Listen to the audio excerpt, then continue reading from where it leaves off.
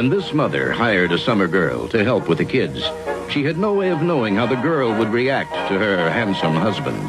But she never expected it could possibly go this far. Even in X-Men, they knew not to put Magneto in a metal prison.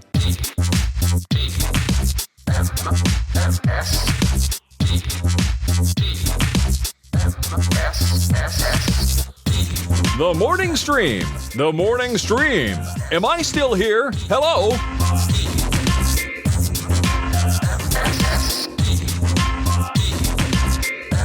Hello, everybody, and welcome to TMS. It is the morning stream for Tuesday, August 12th, 2025. I'm Scott Johnson. That's Brian Ibbett. Hi, Brian. Yeller. I noticed something yesterday. I got a takedown notice from YouTube who thinks that the song that we're playing back here, this, right here, they think that that's a copyright violation. That was made for us by Rob Gobers. In this case, no, it was Eric Van Skyhawk. Oh, Skyhawk did this. But either way, he made it for us. You're absolutely right. Yeah. It's like an original. We didn't borrow this from anybody. It's not like we don't have permission. Literally, it doesn't exist except for us. Lame. So I had to do a whole rigmarole, and it's all fine now, but it was annoying as hell. Oh, my God. Because that could wipe out so much content. It would wipe out the show for years. Yeah. Years of content on YouTube would be gone. Jeez. So, or at least I'd have to, I don't know, I'd just demonetize the whole thing. But sometimes they block in certain territories and stuff like that. So it's really annoying. I think it's just robots, and I did the appeal, and it came back and it said, ha, you're right. It's all good. You go ahead and have that song. And I'm like, yeah, it was written for us, you buttholes. Exactly. Do we need to preemptively give him Bo's guitar song and the morning stream? Yeah, every other thing that we play here now is suspect. Okay, we need the Bo intro sometime this week. Let's sprinkle that one in. We can squeeze it in. We'll put it in tomorrow. Why not? I missed that one. Yeah, it's been a while. It has been a while. I might even do the one with the lyrics. Remember, he did that with lyrics. Oh, right. Yes. Since we heard him at the top of the show talking about Magneto as well. It's a horrifying thing, the lyrics, though. It's not like... No, really? Oh, I've forgotten the lyrics. I've completely forgotten that there were lyrics. It's really, you know what? We should preview it. Let's just preview it. All right. Why Sounds not? Good. Yeah. It's right here, I think. Hold on. Where would I have put that? It should be. Oh, okay. Let's see. Bo intro. That should give it to me, and it's harder to find than I thought. So maybe we don't have it. Okay, maybe we don't preview. We'll listen to it tomorrow. Oh, maybe this is it. All right, give us a sec. You go all the way in. Okay, that's the version without it. Where's the version with it? We're not hearing whatever if you are playing something. Oh, you don't hear that? Yeah, sorry, everybody. It's this. That's the version with the lyrics taken out. Gotcha. I'll have to find it. Anyway, when I do, we'll play it tomorrow. Oh, here it is. I found it. Okay. They found it. Oh, they heard it. I didn't. Okay, so that was the deal. It was routed to them, but... I don't have it sending to you, which I need to fix that. But anyway, here we go.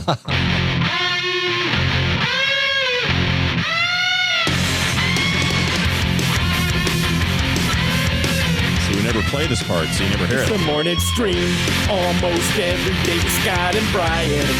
They're gonna talk about a lot of things with really cool people. And the caveman is the morning stream.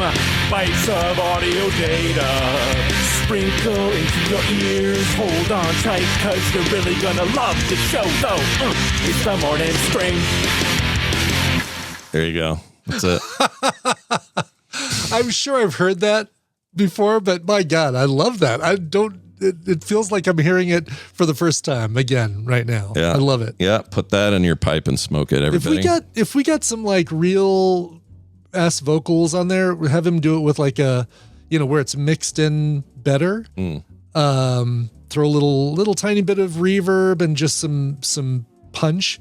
I think that'd be great. Yeah, it's not bad. I mean, I don't know if I want to play the whole thing every day, but I would, but occasionally, every once in a while. Yeah, here and there. I'm glad you thought of that. That's pretty good. Yeah.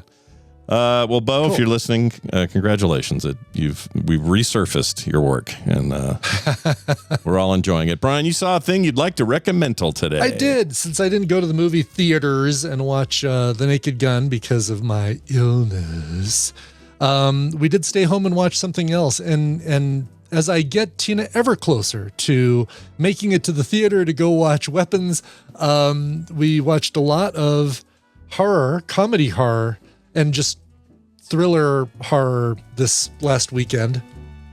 And this one I feel is getting mislabeled as a horror film. It's a thriller. Yeah. All right. Well, the film is called Presence. This is one where I don't have a clip to play, so we can't do. All right. Well, let's do the clip and I'll tease what it is. But the film is called Presence, and this is the new Steven Soderbergh deal. Just came out last year, but is now on streaming. Actually, I guess it was a Sundance last year, and then finally got released in theaters this year, and just went to Hulu, and has got reviews that tell me that people went into this thinking that it was something that it's not. Especially if you look at some of those reviews. The critics like it, 88%, but the audience is like, I don't know what I'm watching. This isn't a very scary horror film. But it is a very clever concept where you are watching the insides of a house from the POV, and listen, people, a lot of you aren't using POV right, and I don't mean the people in our TMS audience, but people on YouTube and TikTok and Reels and stuff like that. POV means you're looking at it from the point of view of the person, not looking at the thing that you're describing. But anyway. Is that I didn't realize people were conflating that. Oh my gosh. Yeah. POV is point of view this is the point of view of somebody who just woke up late for school, and it should be from the kid looking up the ceiling, right? Yeah. Not looking at a kid going, "Oh, I'm late." See, that seems obvious to me, but I guess it does to me too. I guess other people are weird. People use POV like it is. Here is a video. All right. Anyway, so the film takes place from the POV of a presence that lives in the house as it's being sold, as it's being moved into by a family that is Lucy Liu, Chris Sullivan, who people might know from This Is Us, Kalyana Lang, Julia Fox, Eddie Mede. But Lucy Liu is probably the most recognizable person in the. I feel like I haven't seen her in a hot minute. Doing anything? Yeah, I think basically it's like, ooh, those Charlie's Angels films didn't do very well. I guess I'm going to take a break for a little while. Guess so, yeah. Did Kill Bill come after or before all that? After. Okay. I think can never Kill Bill was remember. probably the last big thing. But anyway, so it is, because you're dealing with a ghost, because you're dealing with a presence in this house, you might immediately just assume that this is a horror film. And there are moments that'll make the hair on your arms kind of stand up, but it's not a somebody's getting slashed or their neck broken or things like that as part of it. So not your typical haunted house or ghost in a house movie. Great. Yeah, those things usually end with some kind of violence, or at least have some connection to, which is why I don't like most haunted house movies, because most of them don't follow any rules, and those rules, they're weird. Yeah. Yes. There's a scene, I won't obviously spoil it for anybody, but there is a couple moments of violence, or at least tension, and one moment of violence. There's trigger warning for sexual assault. I'll just let people know right now. Disturbing. Not even. I guess it's implied, but or an implied attempt. I'll just leave it at that. Sure. But it is. I don't know. I found it really good. A very clever, thinking thriller film that we really enjoyed, and I do recommend it. It is on Hulu, and it should make the hair on your arm stand up. That's its goal, and it does it very well. Okay, that's good. I don't usually like haunted house movies because they forget the point of a haunted house, which is to do what you just described. Right. It is a little weird though to see such raving critic reviews and then the audience reviews are in that shitter. Yeah, I don't know why. But like I said, I think people went into this thinking it was going to be much more horrific than it was, but.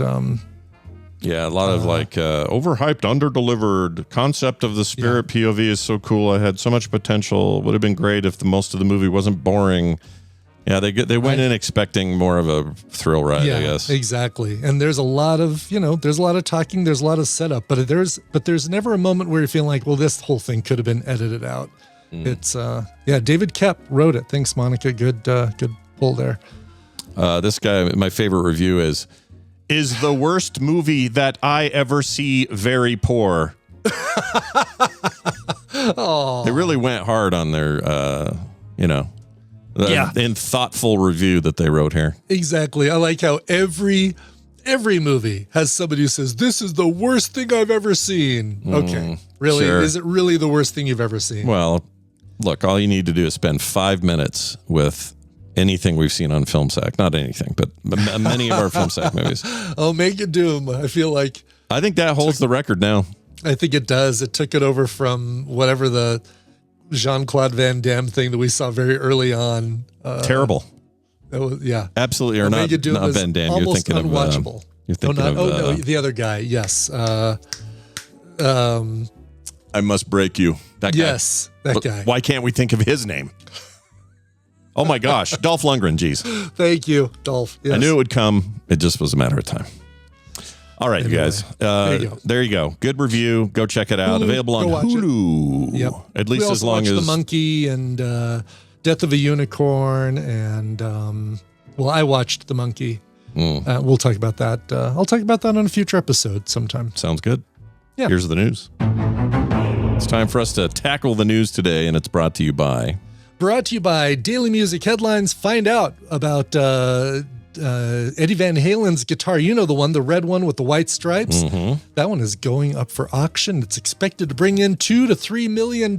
Find out all about that on Daily Music Headlines at dailymusicheadlines.com. Damn, that's, that guitar is pretty famous. It is iconic, yeah, that thing. What do I'm sure we have some other records on, or something on the record about the most expensive guitar ever sold. And I wonder if that's I'm going to guess it's either like Elvis or the Beatles. Probably like one of Paul's left-handed Rickenbacker deals. Jimi Hendrix, maybe. Sometimes death makes your stuff worth more money. I mean, does Jimi Hendrix, did he ever leave a guitar unburnt or smashed? That's a good point. Right? I'd love just like a shard of it, Oh, me too. Yeah. Just like a piece of it, just that flew off somewhere at a show at Madison Square Garden. That'd be amazing. The most expensive guitar ever sold at auction is Kurt Cobain's 1959 Martin D18E acoustic, which fetched $6 million and $6,010,000 at Julian's auctions in June 2020. Damn. It's the one he played during Unplugged. MTV Unplugged, yeah. Yeah, that was a hell of a thing. Yeah. I get it. He's dead too. That helps.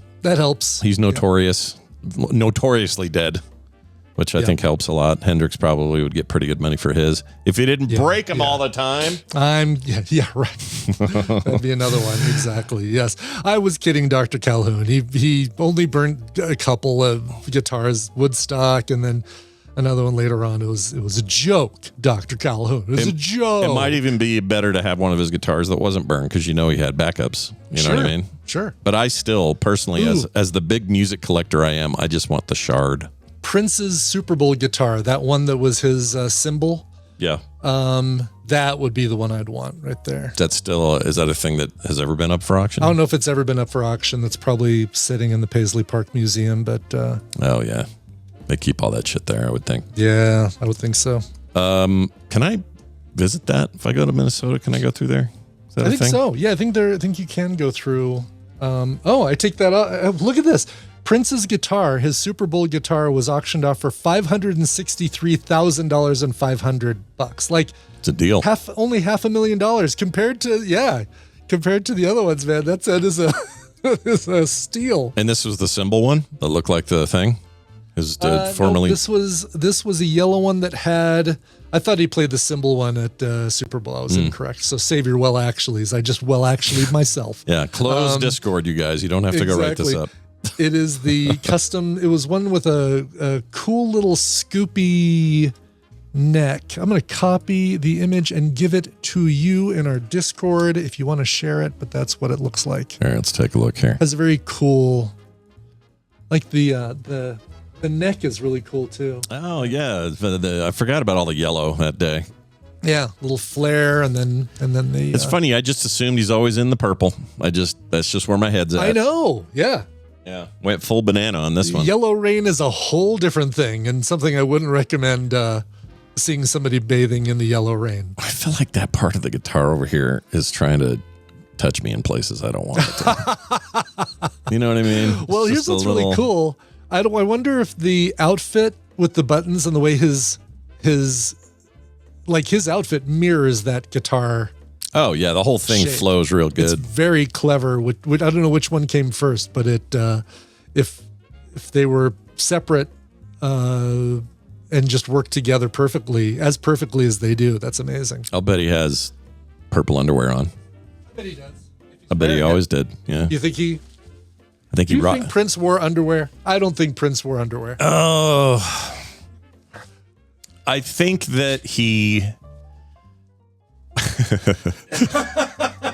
This is a weird question. TMS covering the hard-hitting questions. Yeah, this is important stuff. We got to get to the bottom of it. Yeah. No, you know what? Now that you say it, I don't think he did either. I think he was free-balling it his entire career. Come on. It was songs like Dirty Mind and Erotic City and... was Dirty Mind I met her in a hotel lobby, that thing? No, that's Darling Nikki. Oh, right. Dirty Mind. Dirty Mind is just, Dirty Mind. I think I got a dirty mind. I definitely think he does. Yeah. Yes. I'm going to go ahead and say, yes, you are a dirty, dirty boy. Or you were. Anyway, back to the story here.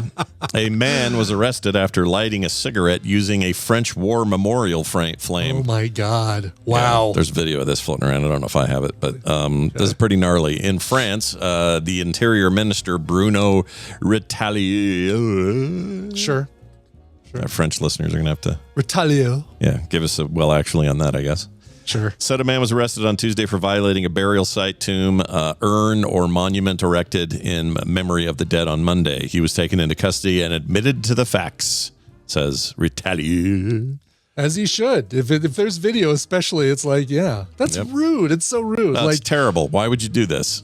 Yeah. It's a TikTok video of a man. Now, this isn't him taking the video. Somebody else got it. Sure. So he wasn't doing this as a video stunt. He wasn't doing it for the likes and subscribes. As best we can tell. It says a video of the man stooping and lighting a cigarette from the flame of the tomb is widely shared on social media. Let's see. I was trying to conserve butane. Assuming if that he was is French. already lit, why can I not use it? He looked a little French.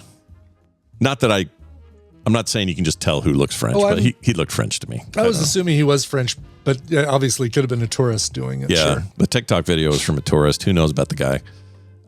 It says... was he wearing a mime outfit? Because I think that's the dead giveaway that he's French. That would have been amazing. Cannot ridicule French remembrance and get away with it, says Patricia Marialis, Minister of Veterans and Remembrance, posted on social media. This is an insult to our dead, to our history, to our nation. National Rally MP Katrina Leviseux, who shared the video of the incident, wrote, "The flame is not just a symbol of remembrance. It embodies the sacrifice of those who gave their lives for our freedom. To desecrate it in this way is to trample on respect and honor." Yeah, he's in trouble. Mm-hmm. He'll get fined up the wazoo. He'll have to pay a lot of formerly francs, now euros. He'll have euros to pay for a good while now. I wish it was still francs. That was a great name for money. Francs. Yeah. You know, I'm not saying the European Union is a bad idea. I actually think it is a good idea. Yeah. In a lot of ways, I know it's complicated, but francs was great. It was great. Yeah, some French francs. Yeah, how many francs is that? Francs, whatever. That's great. Francs. It's boring to say euros. Euros, yeah. What do the Germans have? Deutschmarks? That Deutschmarks. Yep. That's cool too. Yeah. Yeah. Who's Dong? Is it Vietnam has that's Dong? Still Dong. I think Vietnam. Yeah. Vietnam has Dong. Right. Keep Dong. Never lose Japan's the Dong. got their yen. Yen's cool, just too many of them. Yeah, we covered that yesterday. Yeah. The yen numbers are too high. Yeah, figure out a way to compress that down, guys. It's not that hard. Yeah. Just do the math. All you have to do is say, well, currently 1 yen is this. We'll now say that 1 yen equals 10,000 previous yen. Right. Then you're done. Yeah. Then because everything's already that's where it gets costing confusing, 100,000 though. yen. They have to give it a new name. I disagree. I think that they can't just arbitrarily on January 1st say, okay, now 1 yen equals what used to be 1,000 yen, because there's so many places where they have to manually change prices and things like that. I think you've got to create some sort of, like I said yesterday, mega yen, where it's at least implies that it's 1,000 yen. Yeah, it's a fair point. But then they get rid of the yen. It's like getting rid of pennies. Seriously, come on. Aren't we? I think we stopped printing them, right? Isn't that the deal? It's like the only thing I agree with the current administration was stopping printing We're gonna stop pennies. printing pennies. Yeah, no more And pennies. $2 bills, queer $2 bills. We don't like the queer $2 bills. You would think they were queer. But I will tell you this: we don't think this guy is. Here's a tangent for you. Weird transition. Be careful, may cause drowsiness. Hey, here's a tangent for you. Oh, why is it on repeat? I don't know why Round that double. happened. Sorry there, Dan. Dan, you were on double repeat. Hi, Dan. How are you? Greetings, programs. Hey, How are man. ya? Good. Hopefully the audio sounds okay. And Yeah, hopefully you sound great. You sound terrific. Yeah, last time was a little weird, but we got you this time, man. Awesome. Well, I missed you guys. Hope everything's been going good. Hope your dongers are going okay, and your yen is okay. Our yen and our dongs. Both things are going fine. Thank you. Hey, are you all recovered from Gen Con? How'd that go this year? It was really good. It was quite nuts because when I go to Gen Con, I usually what we used to do would go Tuesday through Monday, and then we have a little bit of setup. We would have a meetup with people just for listen to the show. And then, we would just walk around, you see new games. And then it's all about kind of planting the seed for begging, because I run Gamers for Cures, which is a charity that benefits Turner Syndrome Society of Carolinas. So usually I get a lot of donations at Gen Con. So a lot of it is setting up, and everybody's like, because all these companies, they don't want to ship stuff back. When you go to a con, you got to ship everything to Indy, and then you got to ship everything back to wherever it came from, or store it. And it costs money. So people really don't want to do that. So they'll be like, come back Sunday, we'll hook you up and stuff like that. So Sunday is kind of me running all over the hall back and forth, getting donations, because invariably Sunday, you have like small, medium, and large companies, and are all like, come back later, come back later, come back later. And I'm only one dude. So, there's only so much come back later you can do. And then you're getting games, you're putting them places so you can get it in a car or in a hotel room. And then, it's so big that it's, the car may not be right next to the hall. So luckily this year I had 3 local gamers that go to the charity that helped out quite a bit. So I got a lot of stuff. It was still hard to get as much as I could have because, again, this year they also banned rolly bags, like rolly luggage bags that used to make. Oh, really? Yeah. You're not supposed to it was like, if you're bringing in a ton of big, fat, thick games, my God, that's the best way to do it. Yeah. Yep. And that's in the dealer hall. Like people go into like play games and stuff, they could do that. And then like and what happens is 4:00 is when everything closes on Sunday. So they don't care if you're going around, if you have a press badge and you're going around getting donations. They, the hall police are like, get the F out. We want to clean up and we want to go home, which is good because, the people that are at booths, they want to get home too. Because there's this whole like, subculture after it, because you got to wait for the like one loading dock to get everything there. So the quicker you get, torn down and to the dock, you can get in line to get your stuff out of there. So that's a whole nother thing, especially after you've been there for 4 or 5 days. So it went really well. Long story short, it went really well. We got a lot of good donations. A lot of companies say just, we don't care about shipping. Just hit me up afterwards, and that's good. So it's been crazy. And yesterday I played in a golf tournament for the Raleigh Testicular Foundations. So anybody want to go to checkyouраcorns.org. It's another great charity. Is that really what it's called? Checkyouracorns.org? That's great. Yeah, checkyouracorns.org. That's amazing. It's the Raleigh Testicular Cancer Foundation. A local hockey coach in 2017 got testicular cancer, and he beat it. So hats off to Matt. So he then decided he wanted to help everybody else out there who's has, all the other gentlemen that are having problems, cancer and stuff. testicular cancer. So he made the foundation. They do a lot of great work, just sitting with the gentlemen, people that are in treatment or giving them financial help, just all the resources people can need. I mean, there's a lot of people that do a lot of good work, but it's one of these things. I get to play golf with my son and some friends, during the day. So it's one of these things that I look forward to every year because it's a good cause and it's a lot of fun. We love how charity minded Dan is. I freaking love that. That's For great. sure, Always doing something good. Their logo is great because It's a little suggestive, maybe. yeah, I like it. In fact, that is now a favorite logo of mine. Look at that thing, grabbing your testes. That's great. They didn't have it this year, but last year they actually had a tent where you can go and check your acorns. Because again, we're men. It's maybe a stereotype. So if anybody's offended, I'm apologizing. But we tend to do the thing where like, I'm fine. I don't, I'm not going to check anything. But you really have to, at least monthly, you should be checking your acorns in the shower. Make sure there's no little lumps or, nodules are kind of common, but anything you feel, you need to get checked out. Because you just never know. Have your lady friend check it too Masses. sometimes. Hello. Or your male friend. Yeah, I don't want to. Yeah, we're not. No Your mutual partner, exclusive. but definitely somebody you trust, though, for sure. Yeah. And it is easy. We Do say they have hand shower. sanitizers in that tent, though? Like where you go and check your own acorns? Oh, absolutely. Yeah. Okay, good. It was, good. and I think one year they even had, I don't want a healthcare professional doing it. Okay, good. I don't want somebody checking their acorns and then going and touching like the Settlers of Catan in the same game that I'm going to be playing. Yeah. Don't let that guy shuffle our cards when we're done. No, this is a different community than the board game community. This is a hockey community. So it's the hockey community. Okay. Yeah, good. that's what it's about. Well, that's great, dude. So let me tell you guys some hot games from Gen Con. Do it. Yeah. That's cool. So of course I'll mention this one quickly because it's one that I've kind of mentioned before, but I'll mention it in the future because I think they've got another Kickstarter or a game found coming up for another reprint. I absolutely always love the Elder Scrolls. This is a new game from it's a game from Chip Theory, not necessarily new, but it's been within the last year that they fulfilled. So the Elder Scrolls Betrayal of the Second Era is a ridiculously good game. From Chip Theory Games. They do some amazing kind of production of everything they do. And this was a booth that was just immediately overflowing, like constantly. I just kept finding myself going back to this booth just to watch it some more because it's just really? such a cool. game. And with their new one, we have also a couple of great Tadpole people. We do. Josh Raven and Josh. Yeah. Yep. So I'm hoping to get a copy of this. You got to see Eric Van Skyhawk while you were there, didn't you? Yes, I did. I got my Hawkito hug. He was helping run a booth for a friend or something was going on like that. Yeah, and it was a lot of T-shirts and RPG stuff. I can't remember the name of the booth because it's just escaping me right now. But it's always good to see him.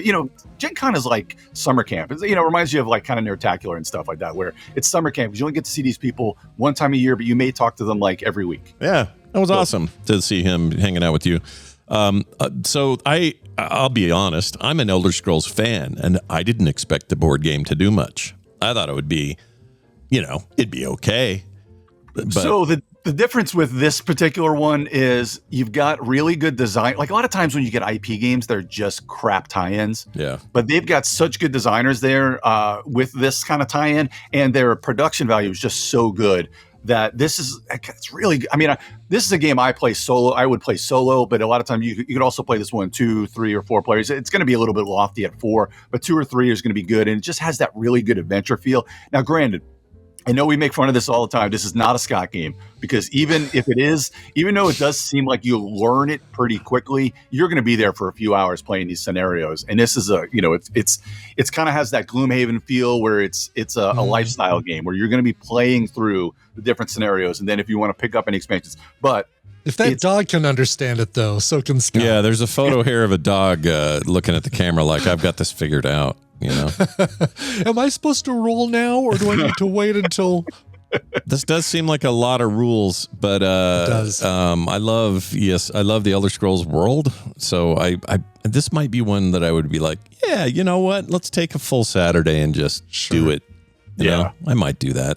But I'll definitely remind you guys when that next printing comes up, because I know they said that's something I think it's early next year. I think they're still working out all the details. But I've got a game that is 1,000% a Scott game. Sweet. And you would absolutely love this game. Actually, both of these games are Scott games, and I'll go through these quickly. So the first one is based off of a town in Italy. This is called Positano. This is from Slugfest Games. This game is so easy. This is the perfect. Now, I love to call these grandma games, and I say it all the time because I call them grandma games because it's what my mom does. She does the let's just play. When you're trying to explain rules, let's just play. And this is a really easy game. Now, it's hard to tell because BGG doesn't have a lot of great pictures of it. As far as like why it's a let's just play game, because if you can see on the pictures on BG, I don't know if you have them. Yeah, we have them up right now. Yeah, Scott's got them pulled up. And it has such great table presence with those kind beautiful. of the board that's underneath. If you don't really see, because there's going to be tiles that'll go on the board. You have cards in your hand. Everybody's got basically the same cards, but you're going to pick 2 cards to kind of do like an auction where you're kind of picking 2 cards and everybody flips them over, and that's going to determine when you draft from the first, second, or third row. And then they'll have some numbers on there. Don't worry about that. But you're gonna have different times where you're gonna draft in each row depending on the cards you play, and then it'll determine where you're gonna place your little blocks, how high the blocks will go, and what roof you got, because you have a silver, bronze, and gold roofs, which have points at the end of the game, and how high you go. There are going to be cards that are going to tell you 3 different scoring during the game, and that's basically all the different scoring that you're going to have in the game. It is quick to learn, quick to play, and an absolute gem of an underrated game that I kind of was on my to buy list to begin with, because I had been, they had kind of been talking to me beforehand. But when I went and tried it out, pretty much everyone of us just went and bought it. I love the little towers and buildings and all that stuff. It's awesome. Yeah, I mentioned this in our chat, but it reminds me of Santorini, which is you're building little Greek. Those white Greek houses and stuff, very similar in look, but probably very different in gameplay. Yeah, so Santorini is actually a very good game, but it's a little more brain burny because it's really a puzzle. Like you're trying to get to a certain level of height and yet still kind of before somebody else does. So you've got some blocking there. And what Santorini has good is they have this extra module that has the different gods that give different powers during the game, which the actually Golden makes it a little bit Fleece easier. expansion. Yeah. And, whereas this is so easy, like you don't even there's almost nothing confusing about this. Like you could play this whole game and then be like, how did I do? And you still had fun. It looks awesome. It's such a weird concept. All this physical. I know there's a lot of physical games with a lot of physical components. It's half the fun of modern tabletop, but this seems crazy to me. How do you move it? How do you box this up and take it around? It seems huge.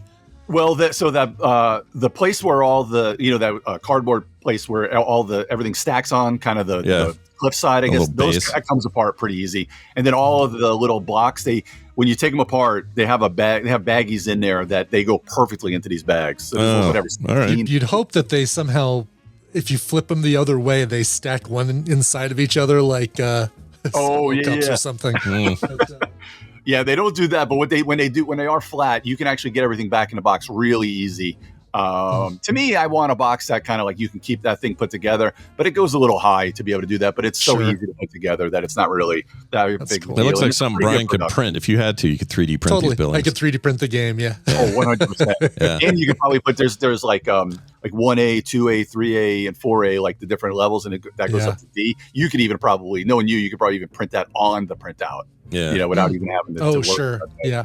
There's a Steam game, and I forgot the name of it, but basically it's kind of a creative mode game. There's not really a game to it. It's more of a let me make pretty things kind of game. And I cannot remember the name of this, but you basically just drag your mouse around and build these kind of buildings. Yeah, it's the one it's basically you're given an island, right? Yeah, and you can build up or across, and if you build up, it will add the structures that you would need to build up, and then if you build across, it'll build your bridges and your little... Yes. Oh, I had that on the name. Did I have it on iPad or Steam? Yeah, it was a beautiful, looked like toys. It was like that, that really cool, smooth... And just really zen-like, you just chill. I don't know what... And there was really no point to it. No, it was... Can't remember the name. Someone in the chat will remember. All right, sounds really cool. Yeah, it was good. All right, tell me about this other Scott game. Okay, so the last one, this is Citizens of the Sparks. This is kind of, again, this is a Scott game just because Brian could teach it to you in 2 seconds. So that's what it is. And also the rules are like 3 pages. The rules are honestly, the rule book is longer than that because in case you want to refer back. So anyway, this is called Citizens of the Spark. This is basically another drafting game where in the middle row, you're going to have 3 rows of 3 cards. And basically on your turn, you're going to draft a row and you're going to put them in your tableau in front of you, the different citizens. Now, the game itself comes with 30 different citizens and they all do different things. Now, as you're kind of getting some of the same ones, you're only going to use 10 per game, depending on how many people you're playing with. You can use like 8 to 10, depending on how many people. But anyway, you're going to stick them on top of each other as far as the same one. So if I have 2 scouts, I would just stack on the top. Then after you draft, you can then play one card from your tableau for its ability. Now, a scout, if I had a level 2 scout, I may draw 2 cards from it. If I had a level 1 scout, maybe just draw 1. So as I decide to play that from my tableau, I kind of put it, I would then keep it in front of me, and then everybody else can follow. So if I played a scout to draw a card, if Scott has 2 scouts in front of him, he could play it to draw 2 cards. And if Brian had 3 scouts, they could play one of those. You're not playing the whole row, you're just playing one, and then you're discarding them. And then it goes to Scott's turn. We refill the middle, and then he drafts a row of 3. That's the game. There's a lot of different interactions with things as far as how you're scoring points. Sure. And there's what's really cool about the game is since there's 30 different sets of citizens, they kind of give you preset things. Like they have randomizers, you can just pick out 10. But there's also ones that they have pre-made where it's like if you want less interaction between you, if you don't want any, take that. They have less interaction. They have a first game. They have more interaction. They have a lot of different ways to set up the game, or you can just basically shuffle up the randomizers and use whatever 10 you want. It plays so easy. We played this last night with my wife and my son DJ, and we just had a blast. It just plays quickly. It's easy. You can shuffle up and play the same set again, or you can kind of switch in. It's like any other game. If you're switching things in and out, you're going to have to separate them. It takes a couple of minutes, but it's still not lofty at all. And it says on here 45 to 60 minutes, and that's probably even with teaching because it's not hard to teach. And once you play, it just runs very, very well. I have not played this solo, but it has a whole rule book for solo mode, and I'm a big solo guy, so eventually I'll get to that. But absolutely great. It's only I think this one was only like $50, but a lot of times when you're at a con, they're a little more, maybe $5 or $10 than what you can get at your friendly local game store, or if you want to buy it straight from Thunderworks Games, it's usually a little cheaper after the fact because you're kind of almost paying a little bit for that con. I'm a big fan of the aesthetic. They've got these animal archetypes and they all fit really well. Like the merchant is a crow, of course it is. Warriors are like there's a panther and I think a alligator. The scientist is a smart looking tiger guy. Something about that kind of remember the 70s Robin Hood kind of thing. Yeah. Oh my God. Yeah. I'm a big fan of that. Disney Greatest Fox. Disney ever. Yeah, I love that shit. So good. So I don't know, Scott, you would know this more than me, but in trends in art and things like that right now, in games, all of a sudden there's pirate themes are hot and then zombie themes. Right now, anthropomorphic animals is a big thing across the board. Yeah, a lot of video games too. You're just seeing it everywhere. I think we're just going through a moment of and a lot of people are like, well, you're talking about them furries? No, it's not that. It's more like kind of almost Golden Book, like back when you were a kid and you got mice in little suits reading stories to their little mice kids in a little quilted bed. Like it's that vibe. Richard Scarry, not Richard Scarry, is that the one? Yeah, with the little town. All that stuff. I think there's just a resurgence of that look, and this looks like that, and I like it. I'm a fan. Yeah, and it's like you said, even the Robin Hood aesthetic. That probably one of my favorite Disney things of all time. Oh, without a doubt, I love that stuff. Well, that's awesome, dude. Very good picks this week. We had Citizens of the Spark. We had the other one who I lost. Positano. Just like it sounds like it's spelled. So you just look it up and you're good. And that huge Elder Scrolls game. Betrayal of the Second Era. If you just look up the Elder Scrolls, probably, Elder Scrolls board game, or just go to Chip Theory Games. They do some of the best production value that you've ever seen. They really do. Yeah. That's awesome, man. Great game company and great people. And I can't wait to go tour their facility sometime soon. Yeah, I want to go there. Yeah. I want to see By the way, the game we were trying to think of, at least the one I was trying to think of is Townscaper. That's it. Yeah. How couldn't have been an easier name for us to remember? Isn't there a game where you townscape called something? You escape a town. There have been a bunch since then too, and that's probably why I'm confused because it's kind of a hot thing. But anyway, Dan, tell people where they can find more of your fine work in the meantime. You can find me at the Geek All Stars. I also do some stuff for Steven over at the Major Spoilers crew, doing some Munchkin Land, where I do a little bit of a news show, the Munchkin Minute over there on Munchkin Land, and basically just the Geek All Stars will have a post Gen Con wrap up as well. Brian, are you real quick? Brian, are you a coffee guy? I'm definitely a coffee guy. Okay, so I don't know if they sent it to you. You'll have to ask Raven because they gave me some coffee at Gen Con. They were giving out some like Chip Theory coffee. It's really good. Oh, it's really good. Really? Coffee. I don't know where they get it from, but it's really good. Like, especially if you like grinding the beans yourself. Oh, I love grinding the bean. I'm super into it. Or flicking. No, yeah, I do have a grinder. I don't like using it because it generates so much static. Those beans go everywhere. It's so dry in Colorado when you grind coffee beans, unless they're really moist, which is the way coffee beans should be, you get the little the stuff, the peels go out everywhere. But I love fresh ground coffee, and I've got a nice little AeroPress that I'm totally sold on. Nice.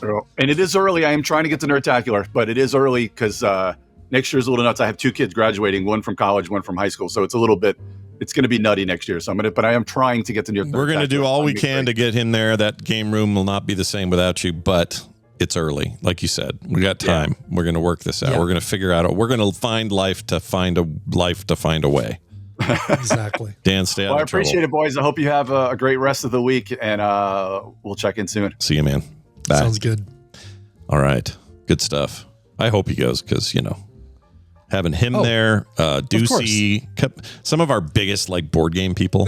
They have to be there. Absolutely. And getting him, getting Dan up on stage for All Stars. Come on now. Yeah. You should see the room that we're potentially getting for the board game stuff. Really? Oh, cool. Big ass space. Crafts again, TMS thing inspired the craft thing. We're definitely going to do that again. Oh, it's cool. That was so cool. Everybody working on knitting or crochet or 3D pens, stuff like that. It's pretty awesome stuff. Yeah. All right. Nice. More on that soon. It's time for some quick stuff I threw together. This is actually for yesterday, but I want to, I don't know why yesterday had so many weird, diverse this day in histories. Yeah, no kidding. A lot of them. I'm looking at this list. This is crazy. It's so weird. So since Alcatraz is back in the news, even though it's a dumb reason why it is. It really is. The first federal prisoners arrived in Alcatraz yesterday in 1934. That is a big deal. Oh, really? Oh, that's funny. When it was all clean and fresh. Yeah. And you can call me Vicky. And I've toured that place twice, I think. I've never toured Alcatraz. I've taken ferries all around it, but I have never set foot on the island itself. And I really want to because it just seems so cool and creepy now. But all the times I've been to San Francisco, it just did not work out to go tour. Yeah, it's awesome because they've really kept it. They've kept it when it was abandoned, done being a prison. They didn't go in and cleaned it up. They've left things the way they were. Mm-hmm. And it just adds to the weird freaking, it's so cool. I loved it. Yeah. One of my favorite things to do in San Francisco. Babe Ruth hit his 500th home run yesterday in 1929. Oh, that's cool. 5 years previous. Wait, 3 years. Yeah, 5 years previous. From the opening of Alcatraz. A connection? Coincidence? Interesting, Babe Ruth. Wow, that's cool. Birth of hip hop, 1973. DJ Kool Herc is considered the father of it all. Yeah. What is the moment that they consider the birth of So I dug into that, and it was more about there was some sort of crescendo moment where this DJ Kool Herc guy became well known enough that everybody says that's the year, but I couldn't find anything specific. There was this time at this one performance or anything like that. It was more it just had gotten to enough of a mass appeal in 73 that he's considered the birther of hip hop. Gotcha. The father of hip hop or whatever. Sure. Came from his loins. Was the idea. Mall of America opened in 1992 yesterday. Wow. Yeah. A mall that's so big it had 3 chapels at one point. At the point that I went in there and toured it, they had 3 wedding chapels, 3 places you could get married at the Mall of America. Oh, I wonder if they still have that. I don't think they do because I had somebody in my Uber this last weekend who was from St. Paul, and we were talking all about it used to be Camp Snoopy was the middle thing. I think I even went there before when it was, there was some other IP that they were using before Camp Snoopy, or maybe it was Camp Snoopy and now it's Nickelodeon. But it's the whole thing has changed so much. I'll bet there aren't 3 places to get married in Mall of America anymore. Yeah, it seems like it's not exactly a booming business. I could be wrong. No, but no. Oh, Zoe says there was only one left a few years ago and it closed. Oh, so, she's there right now, right? Zoe, aren't you in Minnesota or something. You're somewhere here in the States. Yeah, that's right. I think so. Yeah. Anyway, Rebel Scum gave us a little clarity. DJ Kool Herc was spinning block parties for his sister's school. He spun 2 vinyls at the same time. One of them was Marvin Gaye, I think, and that's what happened. Yeah, I think that was maybe the beginnings of his career, but I think it was like 73 is just considered that, the boom town for that. Yeah. Let's see. Hedy Lamar's patent. Yeah. I read patient. Hedy Lamar's patent for the frequency hopping tech, which is the basis for Wi-Fi and all kinds of other stuff. Yeah, exactly. That was in Hedy Lamar, 1942. the 1930s, 40s actress. It's crazy. Like Pinup lady, right? Yeah. Was she a pinup lady? I think so. Hedy Lamar? Actress, and was also kind of a hottie toddy, and she was on like airplanes and stuff for all that for the World War II stuff. They painted the bombers and stuff, or painted the planes. Yeah, something like that. Yeah. But she was smart, and 1942 was the year that happened. So that's pretty cool. Wow. We're all using Wi-Fi right now in some way or another. We have Hedy Lamar to give a heady thanks to. Thank you, Headley. Thank you, Hedy Lamar. In related news, Steve Wozniak was born yesterday in 1950. Happy birthday to him. Nice. Yeah. Was he born on a Segway? Did he just come out of the womb on a Segway? Yeah, just popped out and went, "Hey guys, I'm the lesser known Steve." That's right. First year use of SOS in a rescue in 1909. I didn't get into the weeds on what the rescue was. That's interesting. Do they know what it meant? Like, what is this SOS? Sauce? Sauce? Do they want sauce? Does anybody know why they're writing sauce? What's the deal? What's sauce? And then finally, this is one that hit close to home. Yesterday in 2002, I remember this day clearly. Same year as we had the Olympics. Rare tornado in downtown Salt Lake City. Wow. Yeah. And Formed 23 years later, big fire that... yeah, we had a big fire last night. I didn't even know about it until... August 11th. Not a good day for Salt Lake City. I didn't even notice that I logged in this morning, and old Portland there, Oz was in there talking about it. And it was... so I did a little bit of reading. There's, how there's like big center concrete pillars for a lot of building construction now. Like that's what we would do in a modern day. Yeah. In 1929, when this little area was built, and there's a lot of restaurants and whiskey bars and these old places that I don't know how they're going to replace all this stuff. They're not. They're going to have to rebuild. But this big pillar was made of wood, like a giant solid hunk of wood, and that was the problem with the fire. It was just like centrally located, and it was coming off of that wood, and that wood is the structure for a bunch of the attached buildings. And so apparently it was a real Tetris fight for those guys last night, just trying to get it worked out. That's what little I know from this morning. I barely looked into it, but kind of a bummer. Big bummer. That is a big bummer. Yeah, I saw the posts about, all the, like you said, all the stuff that was there, the irreplaceable businesses. And yeah, there's places that have been there since the 30s, like never shut down, and now that. Dang. But that tornado in 2002 was nuts because we don't get them here. Like through the center of town? Right in the middle of town. It formed in the center of town and smashed into the side of the KSL building, which is like the big news affiliate here, NBC affiliate. And inside job. It kind of felt like when there were a lot of conspiracies going on because in the valley, we are, literally surrounded by mountains. Typically, that means you are not going to be able to do the things that weather needs to do to form a tornado at all. And then to have it be like, it's one thing to have a weird gust of wind or something, but this formed into like the funnel. You could see, it was like the real thing you'd see on Twister or something. Wow, that's crazy. Yep. Nobody brought any little Pepsi balls to throw in there. It's a bummer. Anyway. The Dorothy too. Yeah. What were those Pepsi balls? They were in Twister. You're not talking about, you're talking about Twister. Oh, it was in the new one, right? The old one too, didn't they? I thought the old one they had the Dorothy balls. They were like little, it was Dorothy. Weren't they made out of Pepsi cans or something?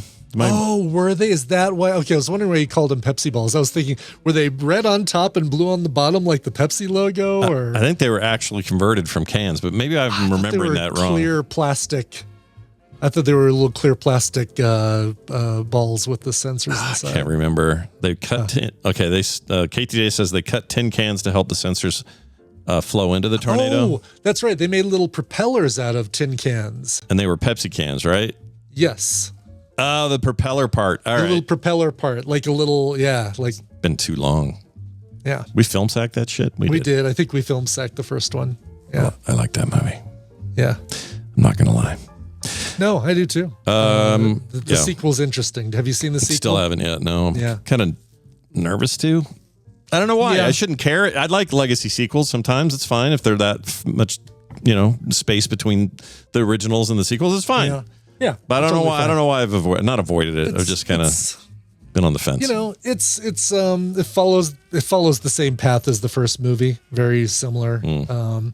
Here's the group that's the face of storm chasing, and they've got all the money behind them, and they're selling T-shirts, and it's a whole big thing. But then here's the grassroots group that's also really cool and really is in it for the science, and it's like, oh, okay, this is the same movie as the first one. Yeah, but they're just kind of retreading. And Glenn Powell's eyes are too close together. It's just a fact. Oh, It's just a fact. interesting. Yeah.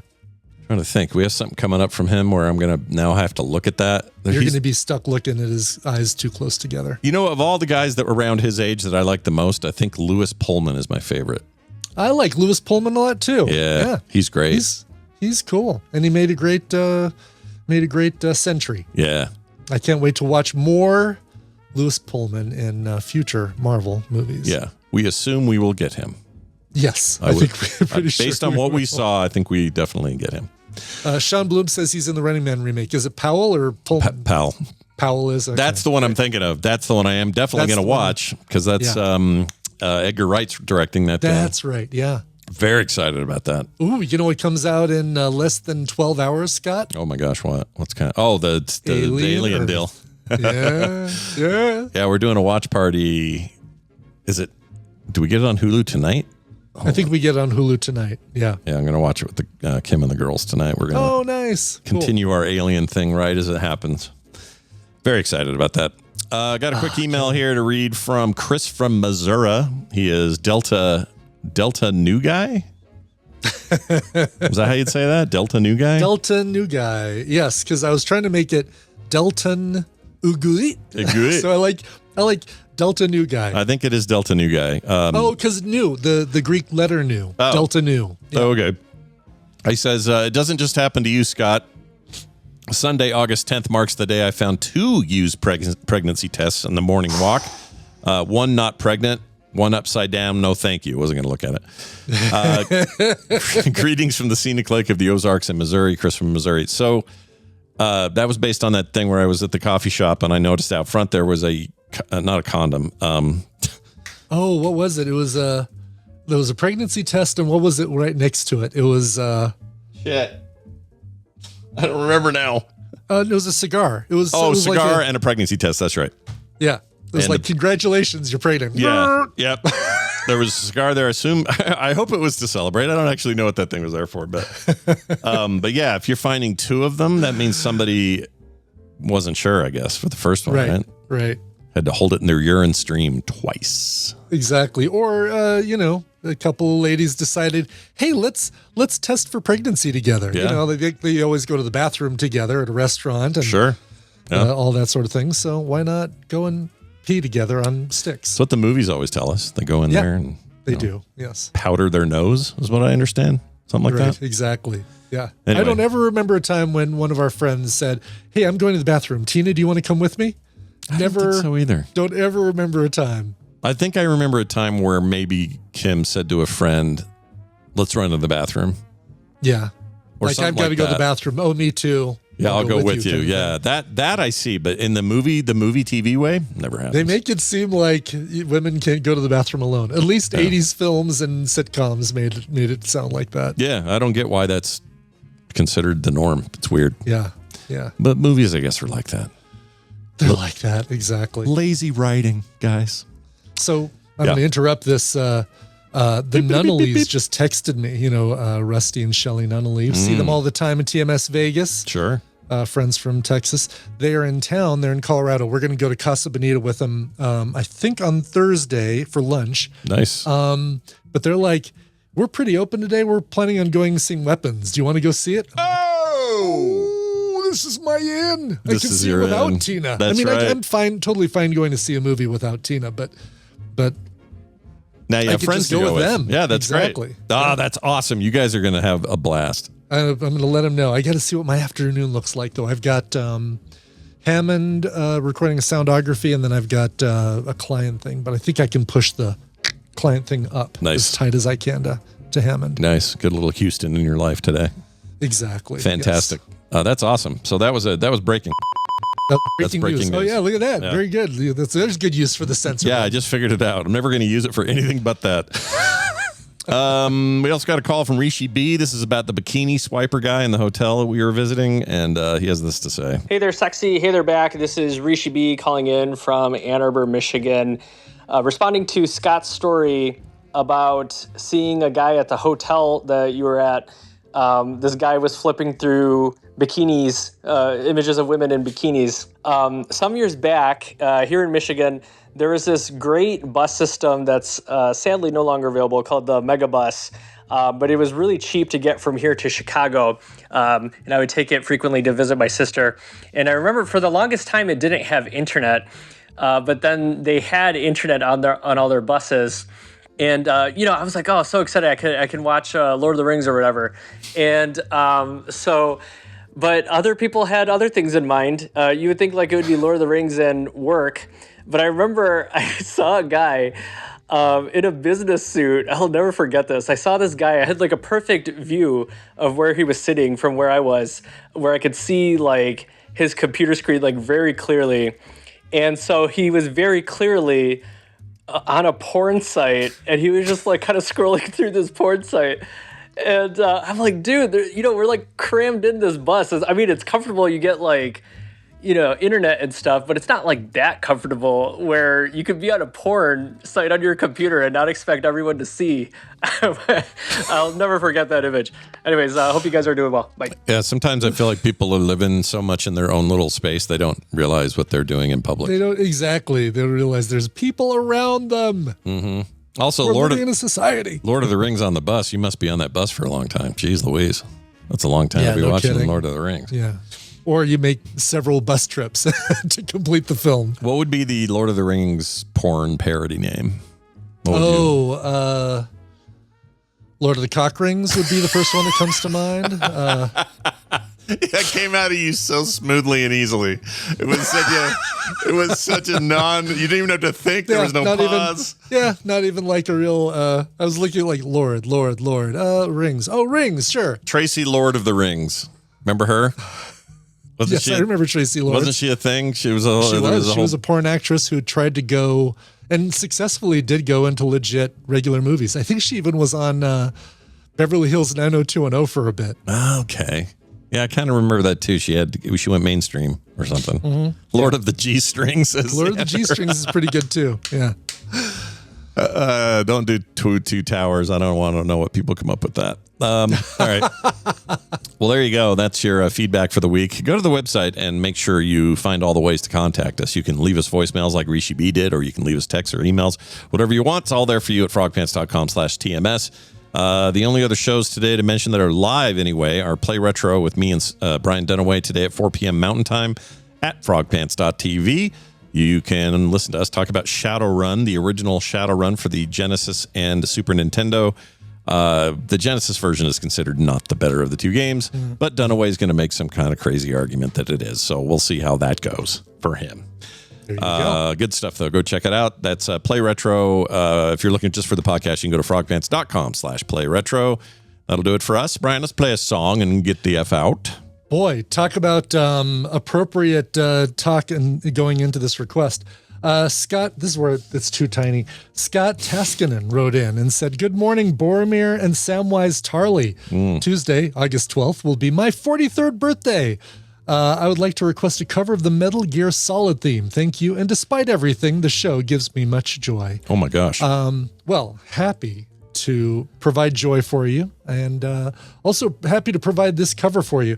This is a cover of the Metal Gear Solid theme, Metal Gear Solid Sons of Liberty, covered by the London Philharmonic Orchestra, and who's playing with them? Andrew Skeet. Oh my gosh, Andrew Skeet. He's the porn version of somebody else. Yeah. Anyway, this is from a soundtrack called "The Greatest Video Game Music" from 2011. Really cool collection where you've got the LPO covering a bunch of cool video game classics. Sons of Liberty.